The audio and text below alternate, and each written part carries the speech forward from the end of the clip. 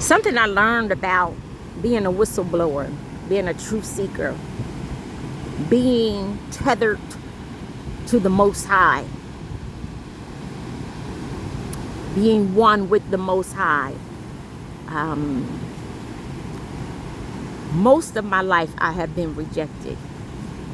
That when people really truly accept me for who I am, I find it most amazing and hard to believe. Because I'm a truth seeker, and because most of the time lies will not tarry in my presence. Even if I know, sometimes I just play along. For so many years of my life, I have, play along to get along. And so when you begin to stand in your truth and not compromise your self-love and your self-worth, you realize all of the relationships that I had that people will play or hate on the sidelines. And then as I'm at this top tier of entering into my promised land, Spirit is just saying, look, you can no longer play as though you don't realize these people are jealous and envious of you. You can no longer pretend like you don't see them for who they really are. You can no longer allow them to abide in your presence when they're really hoping and wishing on your demise. So this is when you become so set apart for the Master's use. You really understand that this is a doorway that is really, like the security is scanning, and anything attached to you, you have to go through a tight security to get to the top tier, which means anything, your mother, your children, your sisters, your brothers. Most people who have envy in their heart, anybody who has envy in their heart towards you will not be able to come in.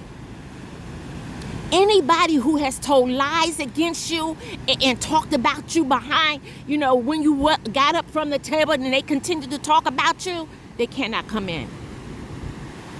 And as long as you stay attached to them, you will not get into the promised land. So it's like, do I sacrifice all of these people? Do I sacrifice my friends and my loved ones for the place and the seat at the table of the Most High? Remember when Jesus was sitting at the table of the Last Supper, he even then said, I have one that sits here who's going to betray me. But we're not going to repeat that. That's one of the mistakes we're not going to repeat, because we're not letting them into the room. We're not letting them into the inner circle no longer. Jesus showed us how it's supposed to be done.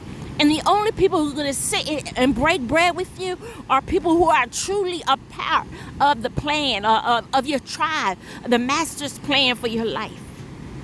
And you will not sit down as long as they are attached to you.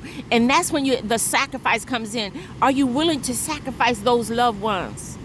Are you really going to sacrifice the girlfriends that you've had for 20 years?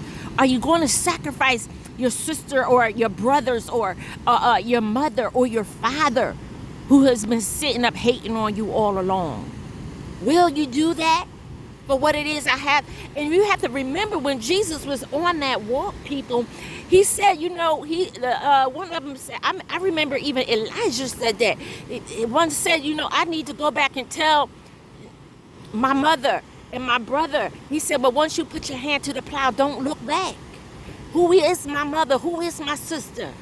But he who seeks to do the will of my Father. And you don't seek to do the will of my Father if you are always cutting me down, trying to block me out, trying to keep your foot on my neck. You're not about my Father's business. If you don't want me to succeed, you are not about my Father's business. So you become the whistleblower. And when I look back over my life, I realize that when you tell the truth, people don't want you anywhere near them.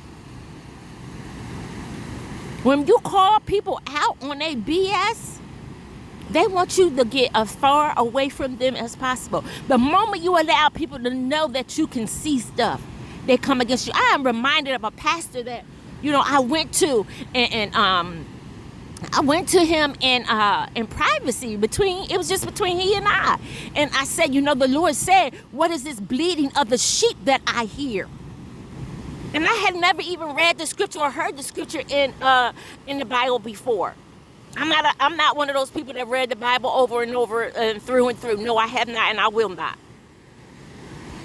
Because I like when Spirit gives it to me and I never heard it before.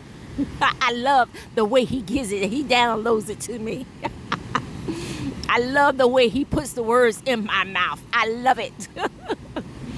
That's my experience with him. And so when I went to the pastor and I said, what is this bleeding of a sheep? From that point on, that pastor was on a mission to get me out of that church. He literally told me to go on and ease out the church. And he did it non-verbally, like, I think you should leave. He slid his hands opposite to each other and like a clap, like, yeah, you need to slide on up out of here. Only to come to find out that they were actually in the background. They were plotting and scheming to get rid of him.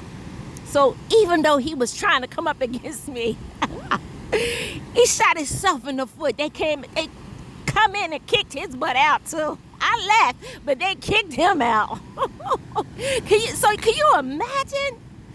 All over a little bit of money or whatever. And the crazy thing about it was that I was giving this pastor $100 a week.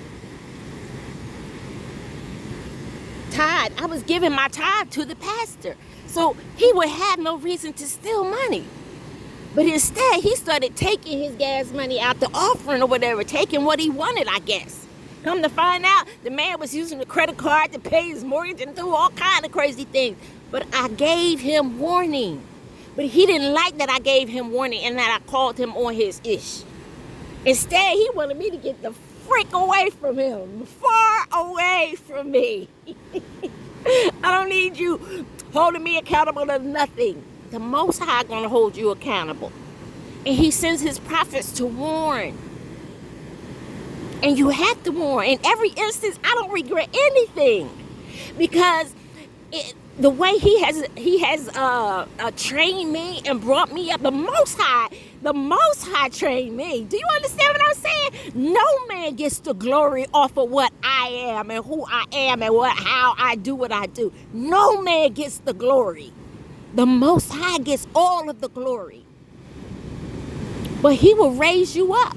Because see, Baal has 700 prophets that, Baal had prophets that was his prophets, but the Most High had prophets. And I think there's a place in Scripture that says, I have some that you know not of. Because just because you don't see them, don't mean that they're not my prophets. I got some prophets that they won't move because of money. Money won't move these prophets. I got some prophets that stand for me and me alone. I got some prophets that's not greedy and hungry for fame and fortune. I got some prophets who are tethered to me that you know not of. That's what the Most High wants. He wants people who are tethered to him, people that he can rely on, people that are accountable to him, people who he don't have to keep a watch on, but they're keeping a watch on him. He got some people who are unrelentless in their pursuit of him. And these are the whistleblowers. And so what happens is, what you realize in life is they will never want you around them. Because you will hold them to a level of accountability that they don't want to be held to. Your truth hurts them. And that's something they've come to realize. And so, they will want to get away from you. Far, far away. All right, be blessed.